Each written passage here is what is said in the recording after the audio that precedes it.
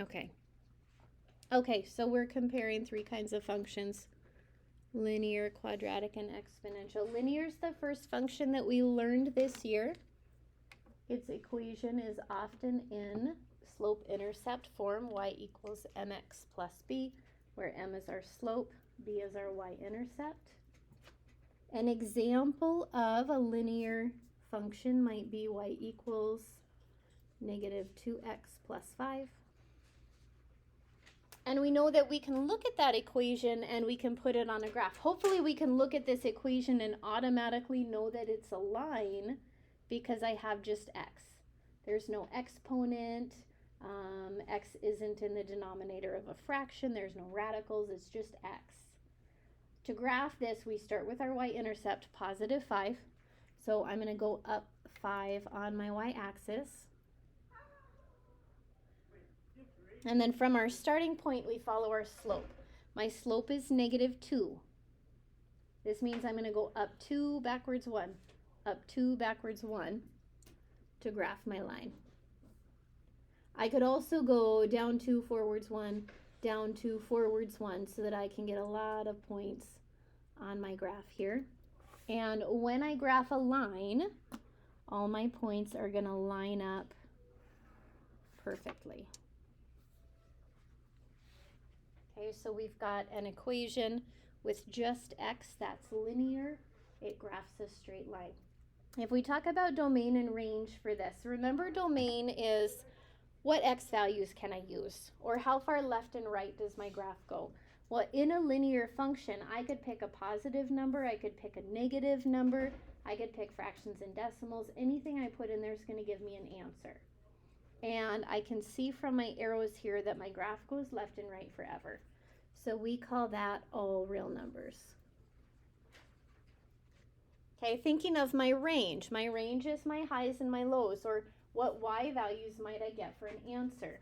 Well, my y values might be positive numbers, negative numbers, fractions, decimals. I can see from my arrows that my graph goes up and down forever. So this is, again, all real numbers. There are no limits on a linear function. Looking at a table, we're going to check to see what kind of pattern our table has, because we're going to be able to tell by looking at a table if our function is linear or not. Now, the first thing you want to do anytime you're looking at a table, you want to make sure that there's some sort of constant change in x. So you just want to make sure your x is counting by something. A lot of times we use negative 2, negative 1, 0, 1, and 2. It doesn't necessarily have to be that. Here we're skip counting by 2's, so I know I have a good table. Okay? Once I know I have a good table, I want to look for a pattern in my y's. And I always start by looking for an addition-subtraction pattern in my y values. So if I'm looking at this table here, and I'm looking at my y's, to go from 9 to 5, I would need to subtract 4. To go from 5 to 1, I would need to subtract 4. To go from 1 to negative 3, subtract 4. And then negative 3 to negative 7, subtract 4. Notice these are all the same. That's called a common difference. Okay, a common difference means when I'm subtracting, all my numbers are the same. If you have a table and you have a common first difference with your y values, that means you have a linear function. Okay, so we're going to be able to look at tables today and say, is it linear? Yep. Because when I check for my difference, they're all the same. Okay, next function. The next function, the one that we just learned about, was quadratic. A quadratic equation looks like y equals ax squared plus bx plus c. And remember, a, b, and c will be numbers. An example of a quadratic equation could be y equals x squared plus 4x minus 4. And we could put this on a graph. Let's start by finding our vertex. Remember, we can use x equals negative b divided by 2 times a. That gives me my axis of symmetry and the x value of my vertex. So negative 2 is the x value of my vertex. And then if I put it into my equation and I solve it, it gives me the y value of my vertex. So let's plot our vertex at negative 2, negative 8. And then we've got a table of points down below that gives us some other points on our graph. So we can go ahead and plot the points in that table and take a look at what our U-shaped graph looks like. And I did an extra set of points. I put my my zeros on there also, which are at negative 1, 2, 3, 4, 5, negative 5, and positive 1.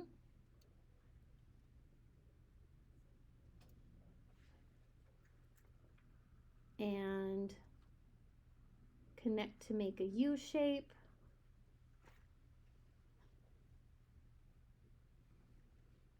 If we have a U-shaped graph, we have a parabola.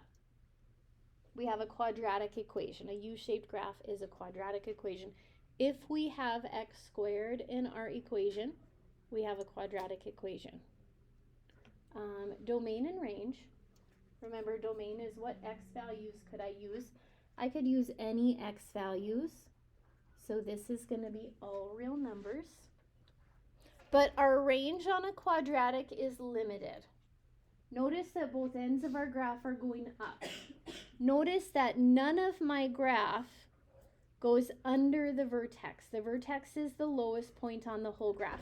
That means all of my y values, when I'm doing my math, are going to be greater than or equal to negative 8 because that's the lowest point on the graph. That's the bottom of my vertex. Okay. Looking at our table, there's a way to look at a table and know if it's quadratic. Quadratics are going to have an addition-subtraction pattern, but let's start adding and subtracting and watch what happens.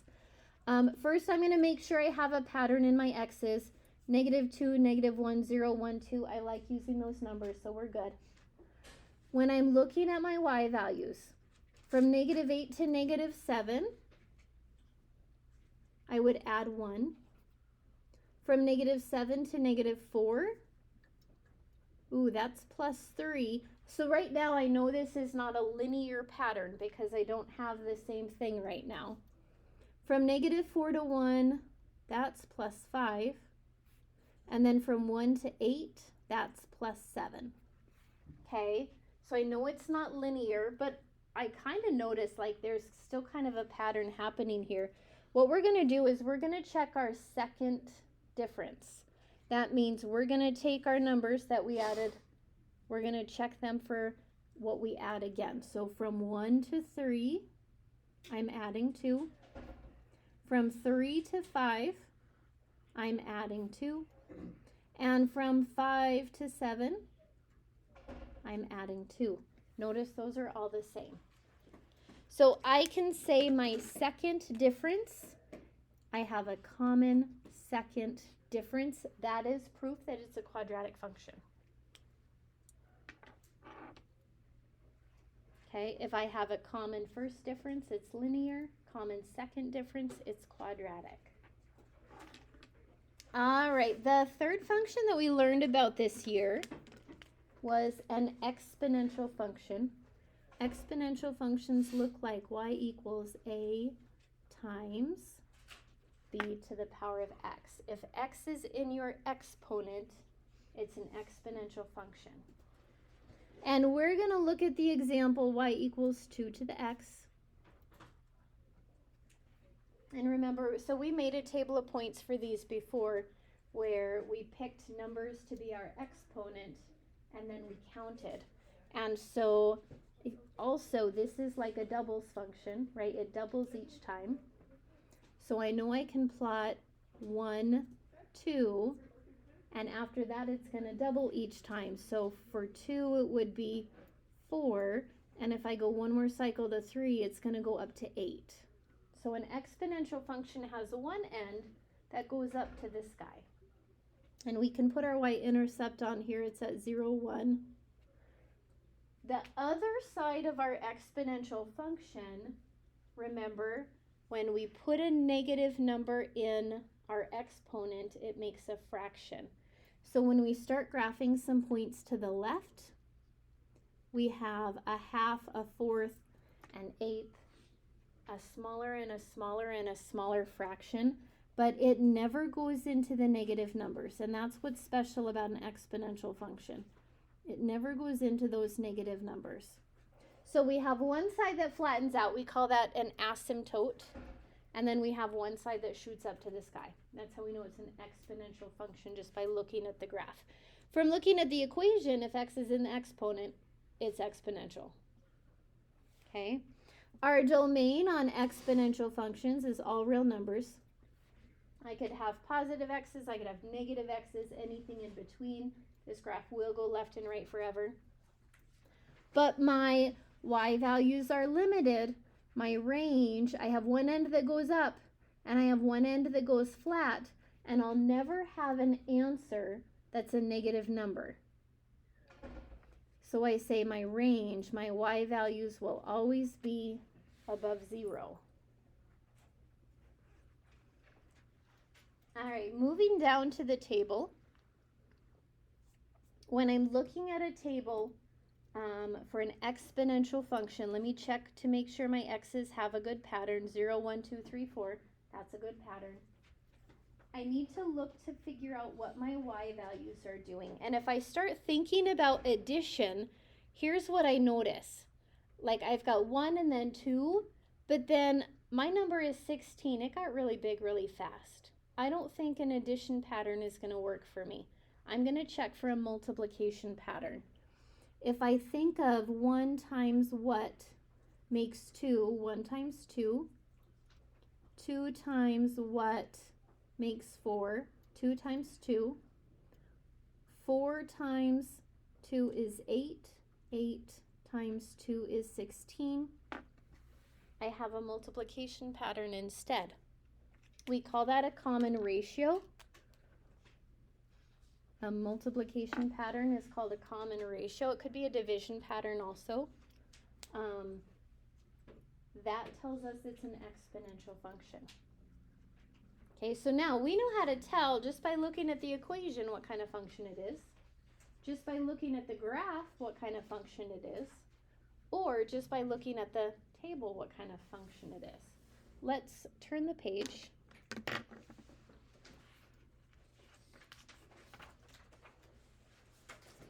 Unit 9 is all things comparing functions.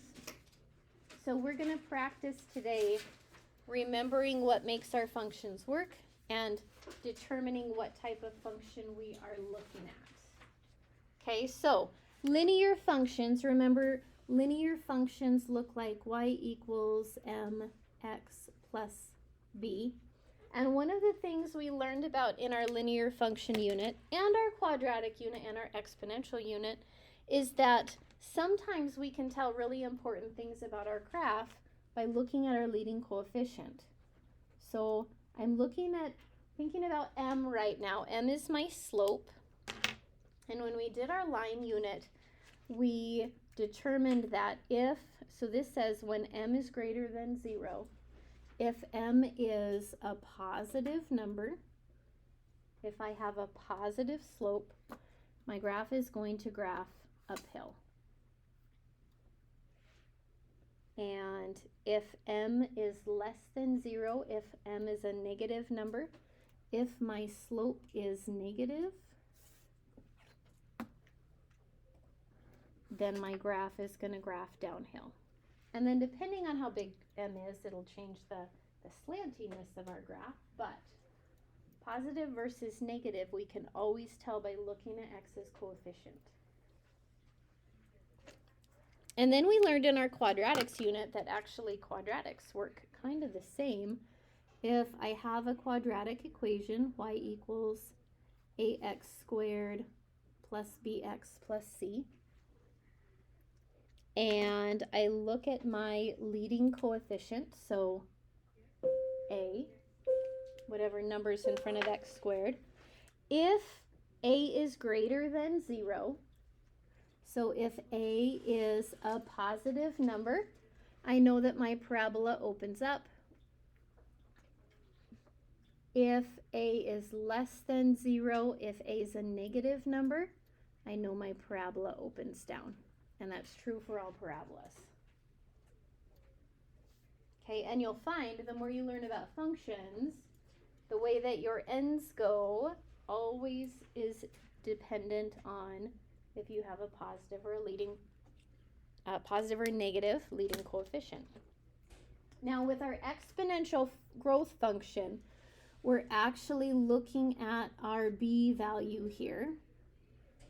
Okay, y equals b to the x. So this is the base of the exponent.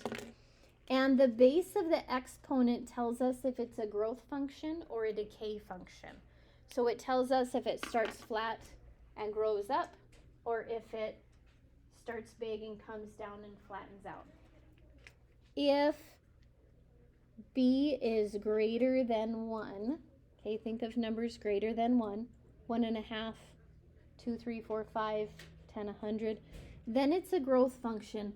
And growth functions come in at the asymptote and then they grow very big very quickly. If b is in between 0 and 1, okay, this would be a fraction like a half, 3/4, 0.8, 0.2. Then we have a decay function, which means our graph starts big and it comes down and it flattens out on the asymptote. That would be exponential decay.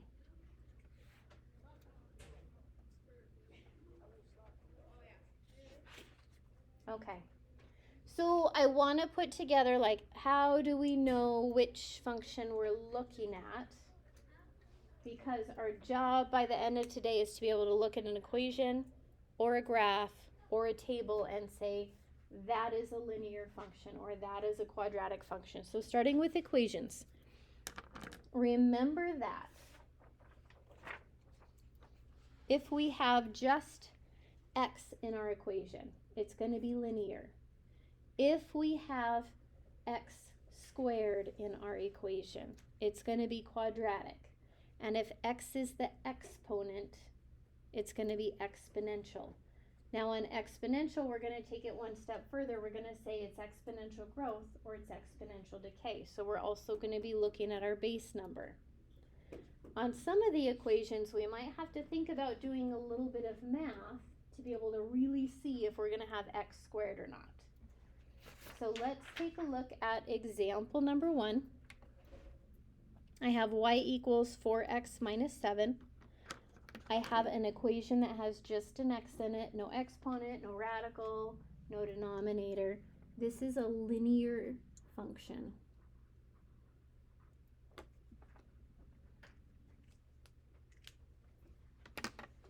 Okay, looking at number 2, y equals 5 to the x.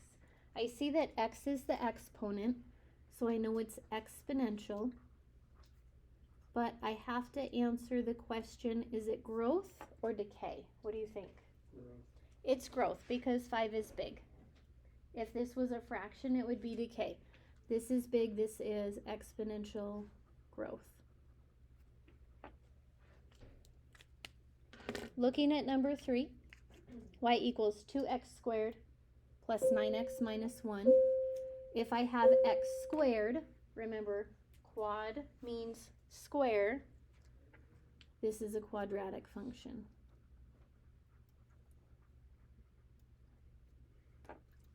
Okay, I want you to try 4 through 12 on your own, please. And I'll put some answers up so you can check your work. Try 4 through 12, please.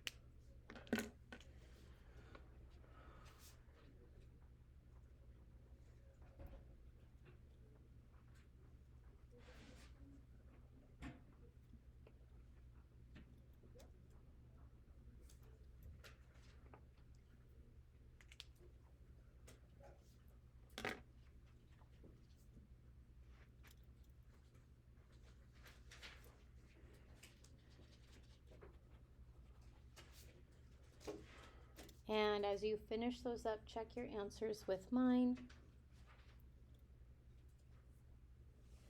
Hopefully you recognized some of those other quadratic forms and were able to see that even if it's written in factored form or vertex form, it's still going to make a quadratic equation. I know that 10 looks really weird because x is in a denominator. So what I did on 10 is I undid the denominator by timesing it on the other side, which gave me an x squared, so it's going to be a quadratic. 10 was kind of a tricky one.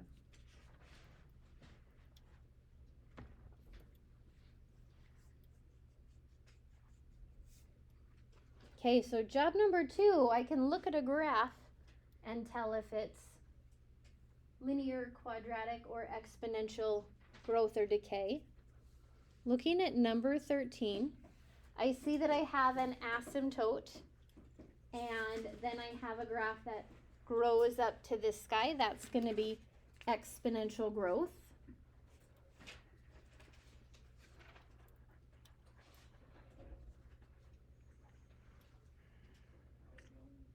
Number 14, my graph made a straight line. That's linear.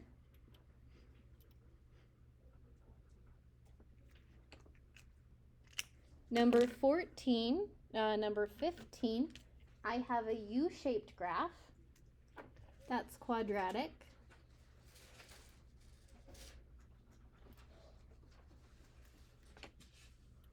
Turn the page when you're ready. What do you guys think on number 16? None of the above. It is not a U-shaped graph. It has part of a U-shaped graph, but it's not.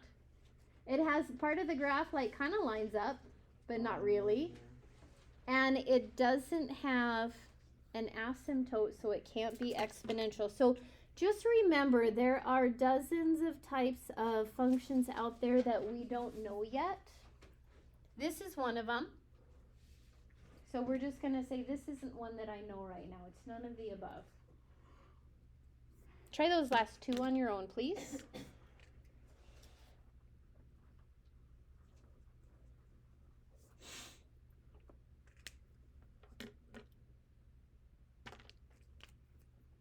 Would you say 18 is exponential growth or decay?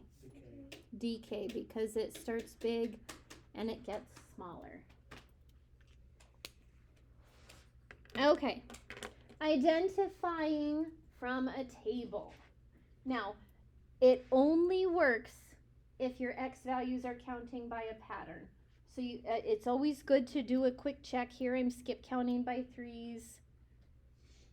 Here I'm using -2, -1, 0, 1, 2. I love those numbers. Here I'm just counting up 0, 1, 2, 3, 4, okay?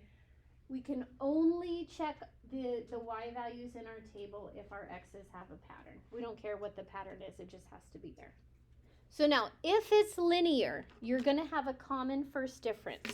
So you want to look at your y values and say, is there a number that I can add or subtract to move from one y value to the next? And in the table in our example, we're subtracting 1 each time. That's proof that it's linear. That's a common first difference. Okay, looking at our quadratic, when I check my first difference, +8, +4, +0, -4, I don't have a common pattern in my first difference, so I'm going to check my second difference. 8 to 4 is -4, 4 to 0 is -4, 0 to -4 is -4. That's a common second difference. That tells me it's a quadratic relationship. Okay, and then exponential has to have a timesing difference. It has to have a common ratio. And here, when I look at 2 and 6, I'm going to see if times 3 works. 6 times 3 is 18. 18 times 3 is 54.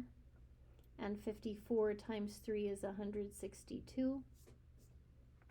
so I know I have a common difference. I want you to try those bottom 6 on your own, please. Check your addition, subtraction for a pattern. If that doesn't work, check for a multiplication or division pattern. Figure out if it's a first or a second pattern, and then identify each of those as linear, quadratic, or exponential growth or decay, or none of the above.